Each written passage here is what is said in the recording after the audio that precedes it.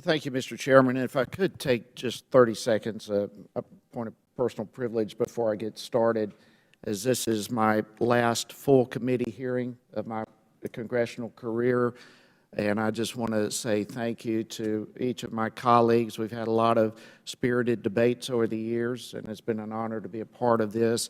I wish Chairwoman Maloney was still here. I want to wish her the best as she goes on from here, and also soon to be Chairman Comer, wishing him the best as well as he takes the reins of this committee in the next Congress. But I just say God bless each of you, and it's been an honor to be here and to serve with you.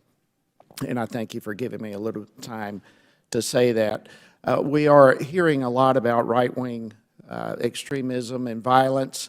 Obviously, violence of any type is a poison, as is left-wing violence, and that which is the fuel that is thrown on the fire by left-wing media. This is not a one-sided argument. It goes on both sides, and it needs to be dealt with on both sides. What happened at Club Q is a tragedy that should never, ever, ever happen in the United States.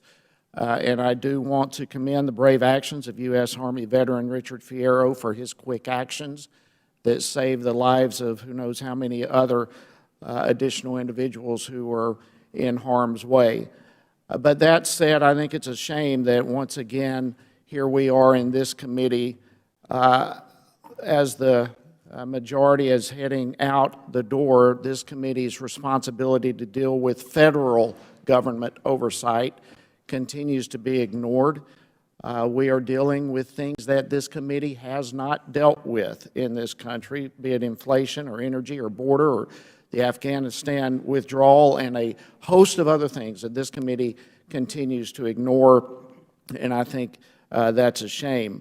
And today's hearing is but an attempt to blame Republicans for the horrendous acts of violence. And at the same time, many of my colleagues ignore many of the words and deeds from members of their own party that have fueled hate and violence, statements on anti-Semitism. We have major Democratic leaders who, quote, tell them, members of the Trump administration, that they're not welcome anymore, anywhere. These type of comments should not be allowed either. Look, the rise of hate crimes deeply concerns me. It concerns all of us. There's no question about this. It's a tragedy that we need to deal with. The reality is we're all human beings. We're all created equal in the sight of God, and we need to honor that. I have here an article, and some of you may have heard this type of comment, and it's just shocking to hear this type of thing. But the comments of saying, you're all trash, and I hate you, and I wish you harm. Some of you probably have heard that, those type of comments. But this comment was not made to the LGBT community. This came out last week. Comments directed to a group of Christians. It's unacceptable. Mr. Chairman, I'd like to submit this article for the record, if I could, please, sir. Without objection. Thank you. And I'm just down the street last week. Some individuals were not allowed to enter a restaurant because of who they were. Again, this was not the LGBT community. Once again, this was a group of Christians. Refused to be served in a restaurant because they were a group of Christians. It's unacceptable. Again, I'd like to have the article submitted to the record, please, sir. Without objection, so ordered.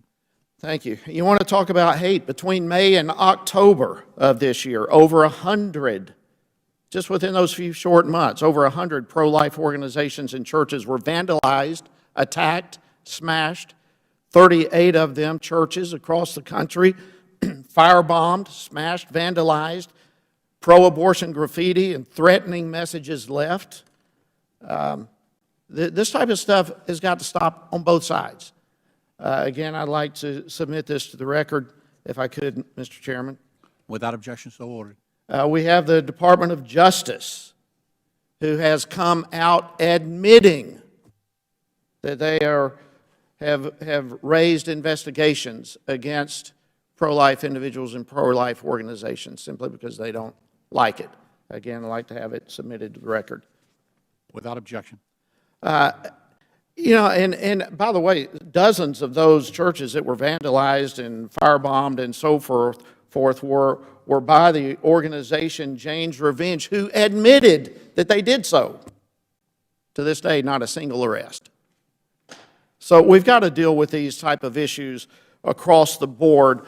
You know, I urge my Democratic colleagues to join us not only with what's happening here, but the hate that's coming against churches, against pro-life organizations, Supreme Court justices, for crying out loud, supporters of President Trump. All of this needs to be dealt with.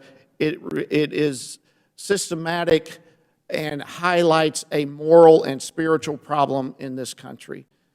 And we need to admit that this is not a one-sided issue. It's on both sides of the aisle. And with that, I thank you for indulging me, Mr. Chairman. I yield back.